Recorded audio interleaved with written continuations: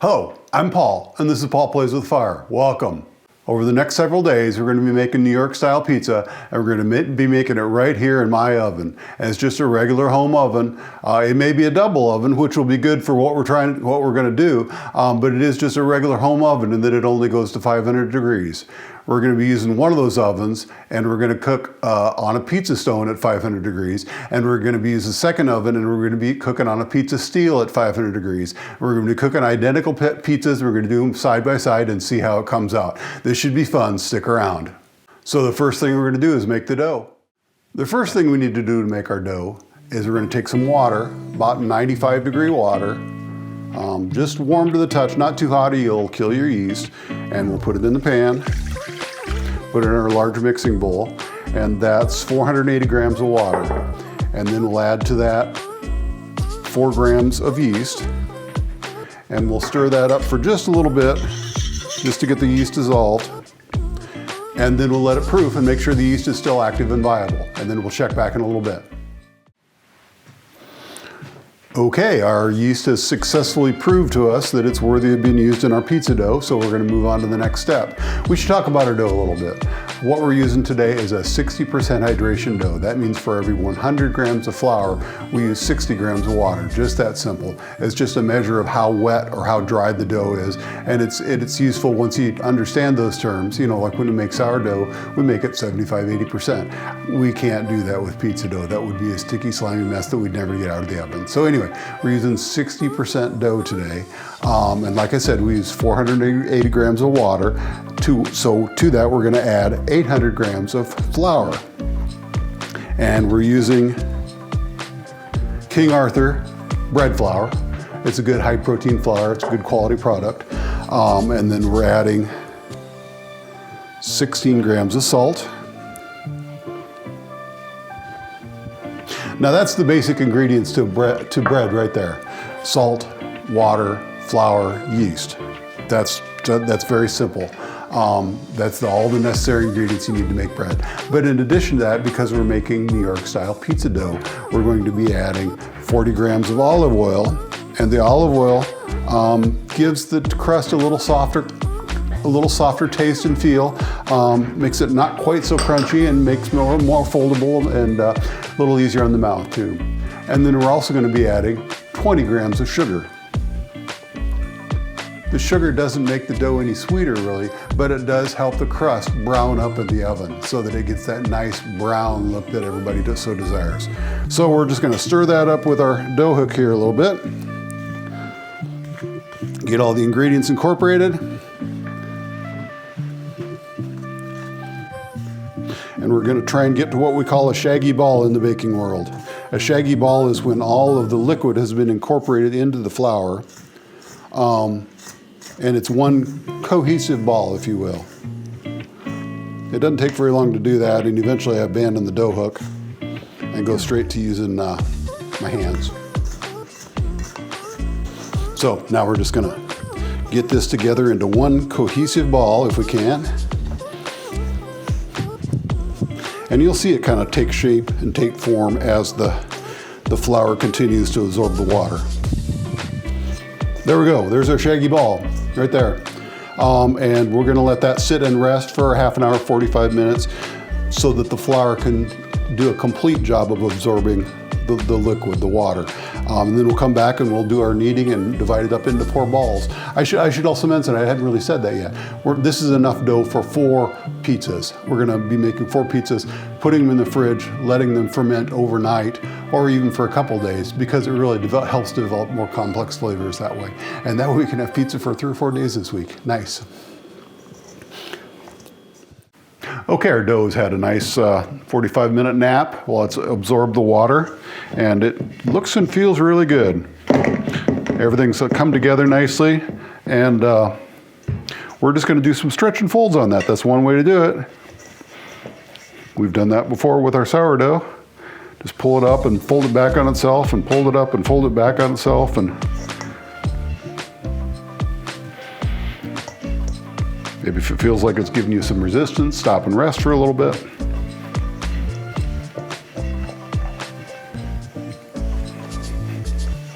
Sometimes I just pick it up and just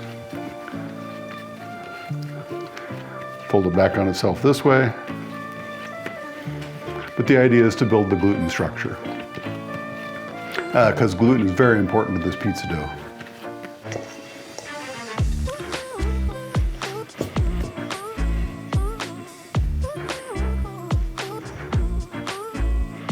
Getting pretty close. Just do a little window pane test on it to see if I could, when I stretch it thin, does it have strong enough glutens that it holds together where I can see light through it.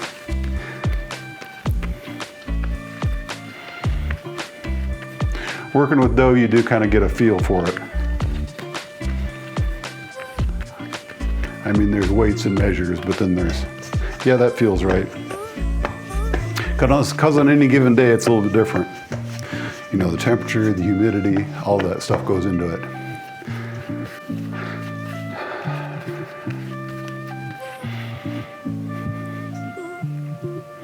Well, that seems to have pretty good structure. We'll just try a little bit here.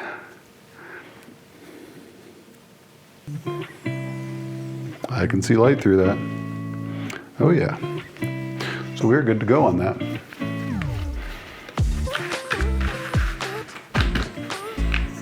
Okay, so we're going to take our dough, put it out on our mat. That's good feeling, really nice feeling dough. And we're going to cut it into 4 equal pieces. It should make about 4 340 gram pizza doughs. 330, 335, 329, 328, that's close enough. Okay. Now, for each one of those, we'll form it into a nice round ball. And then pinch that ball off on the back side so that the carbon dioxide that's formed during the rise will stay inside. They're just kind of folding in on itself. There we go, there's one. And you get a little surface tension when you do that shaping action. Get a little surface tension across the top because that'll eventually be the top side of the pizza. Just stitch it closed just like you would a loaf of sourdough. Fold it in on itself. I got a little secret too. The reason I made 4 loaves of dough for 4 pizzas is in case I make a mess of one, I can redo it without having to go through the whole dough making process again. And you know, what's the downside to having 4 pizzas instead of 2? It's just as much work to make 4 or to make 2 as it is to make 4. Do a little more shaping on the top. There we go, 4 nice looking pieces of dough. And then we'll take our proofing container. It's a lot like a lasagna pan, doesn't it? Take our proofing container, put a little olive oil in it. Not a lot, just a little bit, enough to keep the dough from sticking. Wrap that around a little bit. And then take each one of the doughs individually and just kind of slather it around in there so it's well oiled. Because that's the key to it not sticking later on.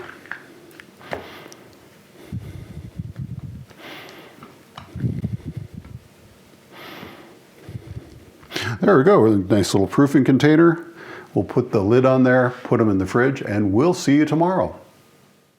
Well, here we are. It's the next day, and our pizza doughs came out of the fridge looking just perfect, looking just wonderful. Exactly how I want them to look. So let's make some pizza. We're going to set the dough aside and let it come up to room temperature, and while that's happening, we're going to make some pizza sauce and we're going to grate some cheese. So if you like what you're seeing here, now seems like a good time to ask you to subscribe so that you don't miss any of that great pizza content we got coming up. And oh, I have so many ideas, so many pizza ideas. And it also helps us out a little bit because it tells YouTube that you like what you're seeing here, and so it helps to promote the channel a little bit. So thanks, the subscribe button is right down here, just press it. So New York pizza sauce is really pretty simple. Some folks try to make it a little more complicated by turning it into like a cooked pasta sauce, but no, we're just gonna use tomatoes straight out of the can, mush them up a little bit, add a little bit of salt, sugar, and oregano, and it's just that simple. So we're using San Marzano tomatoes. I get these at my local grocery store. They're very dependable, very predictable, a little pricey, but that's okay. It's worth it for as little as we do this. So we're gonna take the tomatoes, add them to our mixing bowl, and then just get right in there with my hands. Just mush them up. Make sure I get all the big pieces, turn the big pieces into small pieces. By cooking the sauce, you lose the bright, fresh flavors that come from these San Marzano tomatoes. There, now I've turned all the big pieces into small pieces. It's just a little bit of tomato pieces still in there, but for the most part, it's all mixed up. And then we're gonna add in our 3 grams of salt, 6 grams of sugar, a teaspoon of oregano. Okay, there we go, just that simple. And we'll set that aside, put it in the fridge for a little bit while we're getting everything else ready. And onto the cheese. For the cheese, we're gonna be using whole milk, low moisture mozzarella. Would you believe the only place I can find this in whole brick form in town is at Walmart? Yes, I'm using Walmart cheese, but it's whole milk, low moisture mozzarella. I can find that in the pre-shredded variety, but we don't want to use that because the pre-shredded stuff contains an anti-clumping agent, mainly potato starch, and that affects the texture and the flavor of the cheese, and it also kind of prevents the cheese from sticking to the pizza. Have you ever made a pizza with pre-shredded cheese, and when you take that first bite, then all the cheese comes sliding off the top of the pizza? Well, that's because of the anti-clumping agents in the pre-shredded cheese, so we're not gonna use that. So anyway, we're gonna take this wonderful Walmart cheese, and we're gonna grind it up as best we can, and we need about 5 or 6 ounces per pizza, so it'll take all of one brick and most of the next one. Especially after the dog gets her share and I get my share and Mrs. Paul Plays with Fire gets her share. And after we get this cheese all grated up, we're gonna put it in the fridge so it'll keep it cool, and hopefully that'll help prevent the oil in the cheese from separating when it's cooking by starting it at a lower temperature, starting the cheese at a lower temperature. Okay, now we need to grind our Parmigiano Reggiano. We're getting down to the end of the piece here, but that's just fine. We're using it up. And it grinds up real easy and real quick on a microplaner. And we'll grind up enough of that for the pizza, for making the pizza, and then we'll also grind up a little bit more to have a little fresh Parmesan on top of the pizza. It really does make it. Okay, and we'll set that aside until we need it. Well, our ovens have preheated. Our stone is at 560 degrees. Oh my goodness, that's pretty good. So that's ready. And our steel is at 503. So that's about as quick as we can get those 2 pizzas put in there. Okay, here we are, the moment of truth. We got our pizza doughs, we got our sauce, we got our cheese, we got our oven. Now if we can just get these out of here.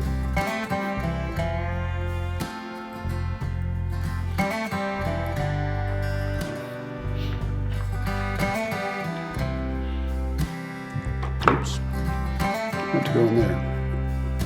Give that a little semolina and flour bath. Hopefully make sure no sticking. A little more in there. Okay, now we're going to very gently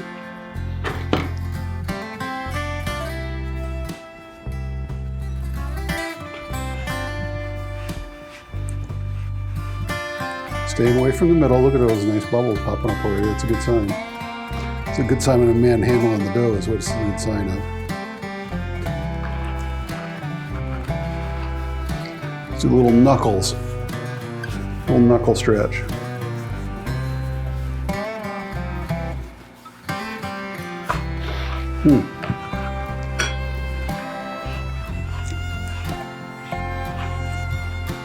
There, I know to quit. Okay, that'll have to do. So then with sauce, moving quickly.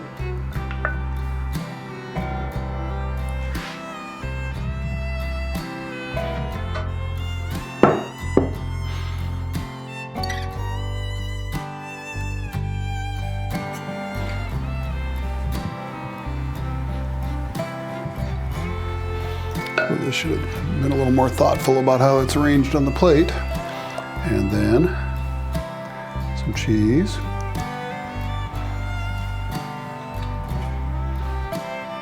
Oops, forgot Parmesan goes first. I promise my second one will be better.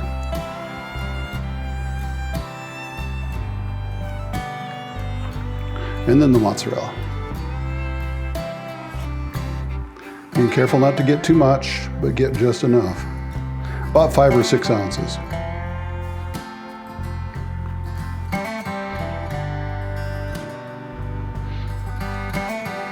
What do you think? What do you think? Is that enough cheese? Okay. Look at that. That's a good sign. In the oven we go. You ready? Sorry. Okay, we're in the oven. Okay, now we're gonna make the second pizza, just like the first.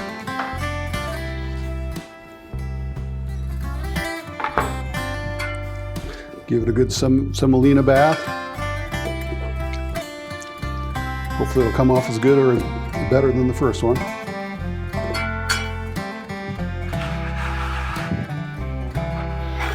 See if I can get a little more round this time.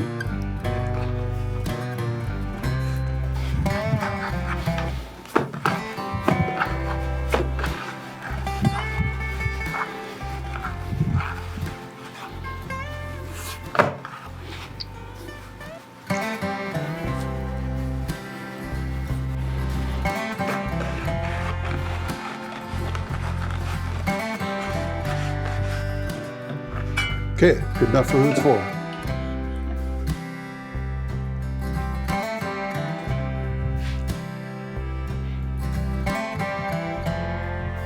Next up, I think we're gonna make Neapolitan pizza. Make a margarita pizza. Doesn't that sound good? Yes. Okay. Just enough sauce, not too much, not too little. Parmesan next. Gives it a nice saltiness. Mozzarella.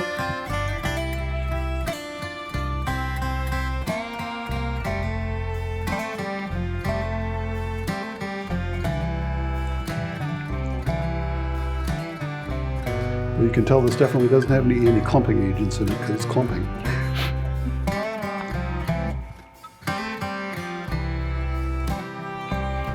Okay, that looks done, doesn't it? Yep.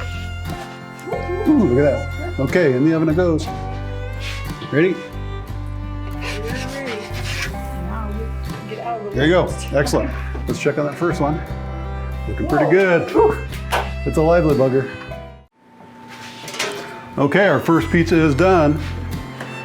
The football-shaped pizza. Doesn't that look good? Ooh-wee.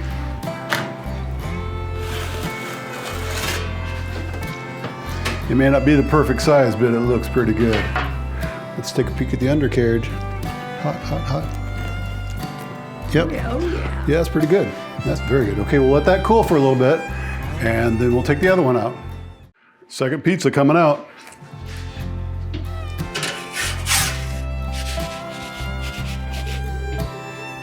That looks pretty good too. You know, I think I'm gonna put that in for a few more minutes. Okay. I think it has more to go. When I compare it with this one, it's still got a little ways to go. Second pizza coming out. Ready? Yep. Boy, that looks pretty good. They look pretty comparably done, I would say. Wouldn't you? Yep. So we'll let those cool a little bit so we don't burn them out. Then we'll cut them up and give them a taste and let you know what we think. Wow, look at what we got here. We got a big plates full of pizza. Oh my goodness, that looks so good. We got one that's kind of football shaped. That's the one we cooked on the stone, but it's not the fault of the stone that it looks that way. It's my fault. Apparently my pizza shaping needs a little work, but I knew that. And so we'll pick it up. Boy, there's plenty of dough on there too. Woo-wee. Burn your face off hot. There's the undercarriage. Looks pretty good. Not, I would say, the best leopard spotting I've ever seen, but You know the rules. that's pretty good. That's pretty good. I gotta have a little bit of crust. Yum. to the one I did on the steel. And oh, look at that undercarriage. Goodness, look at that. This is probably still burning your face off hot, but I'm going in anyway.